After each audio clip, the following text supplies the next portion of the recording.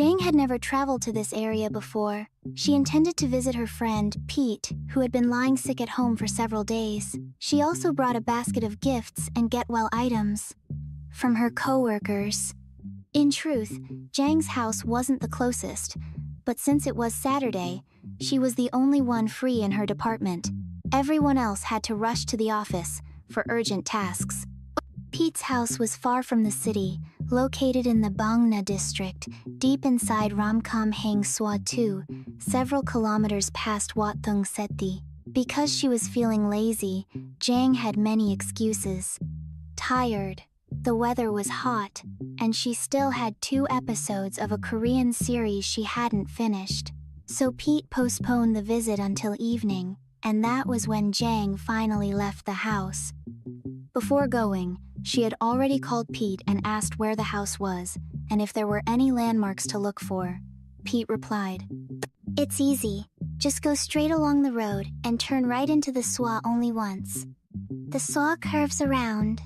You'll cross a few small bridges, follow along the canal, and after about 8 kilometers, you'll see a big mango tree beside a blue gate with a surname sign hanging in front. Very easy to spot." Jang rolled her eyes and sighed in annoyance. If they were closer friends, she would have bluntly said that Pete's explanation didn't help at all, especially when she had to drive.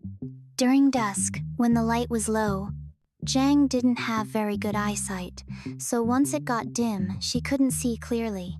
Forget the mango tree, even big road signs were hard for her to read, so she relied on familiarity with routes she usually used just to get by.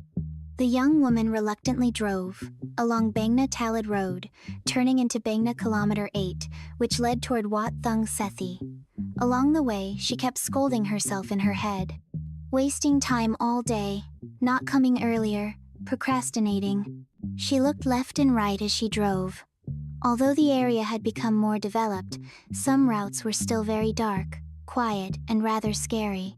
Stopping to ask anyone was nearly impossible, because there were hardly any people around. As she kept driving, she began to feel uneasy. Finally, she found a grilled hot pot shop. She parked in front, got out, and asked the owner which direction Wat Thung Seti was. The seller saw she was only asking directions and wasn't going to be a customer, so his expression turned irritated. He pointed vaguely and said, "If you can't find it, just turn on your GPS." Jang returned to her car, let out another heavy sigh, and reluctantly opened the GPS, even though she really didn't want to. The reason she hadn't used it from the start was because she had bad experiences with GPS before. Yes, it could guide her through convenient shortcuts, but it never cared what kind of car she was driving, or whether the roads it recommended were even suitable for her vehicle. Jang once followed the GPS and ended up stuck on a narrow bridge. So narrow that only motorcycles could pass. But her car was a large sedan, so she couldn't get through. She got stuck there, stranded, until rescue workers had to come help her, causing her extreme embarrassment, and today, she had to use it again.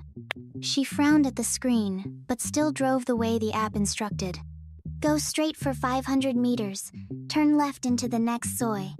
She looked at the bold line on the map and felt annoyed again. The route ahead was long, with countless turns and small winding lanes. The surroundings slowly grew darker and darker. Jang's vision began to blur and lose focus. The GPS led her deeper and deeper into a quiet, eerie soy. The paved road turned into old, cracked concrete, becoming more run down the farther she went. The houses on both sides became fewer and farther apart, replaced by patches of small forest and tall, overgrown weeds. The air grew strangely cold, uncomfortably cold. Despite it being the hot season, Jang began to catch a strange smell, likely coming from outside. It must have been so strong that it seeped into the car. Through the air conditioning vents, it was foul, thick, with a fishy stench, like rotting fish lying dead in a swamp. The young woman felt so nauseated that she nearly gagged and threw up. So she decided to reach out and turn off the air conditioning.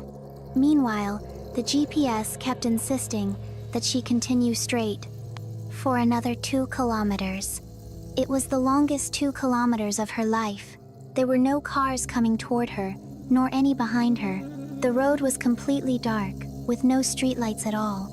And at some point, the road had turned into a dirt road, without her even realizing when. Jang began to feel terrified, her whole body covered in goosebumps. The air inside the car remained freezing cold, and she didn't dare open the door.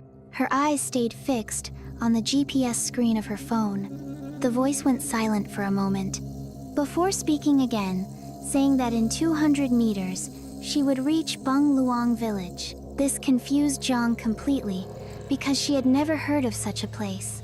After a while, she drove past a house, but it was abandoned and overgrown.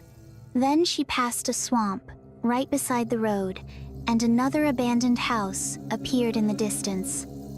No lights, no people, nothing alive, only the overwhelming stench of rotting decay. Filling the air, Jang was so scared that she burst into tears, but she couldn't turn around because the road was too narrow and bordered by swamp. Finally, she saw a flickering light at the far end of the road. She hurried toward it, only to discover that it was a temple, where people were cremating a body on an old-fashioned wooden pyre. Everyone there slowly turned their faces toward her car, their eyes empty and lifeless. Jang screamed in terror and fainted on the spot. When she regained consciousness, her car was somehow parked in front of Wat Thung Seti. She had no idea how she ended up there.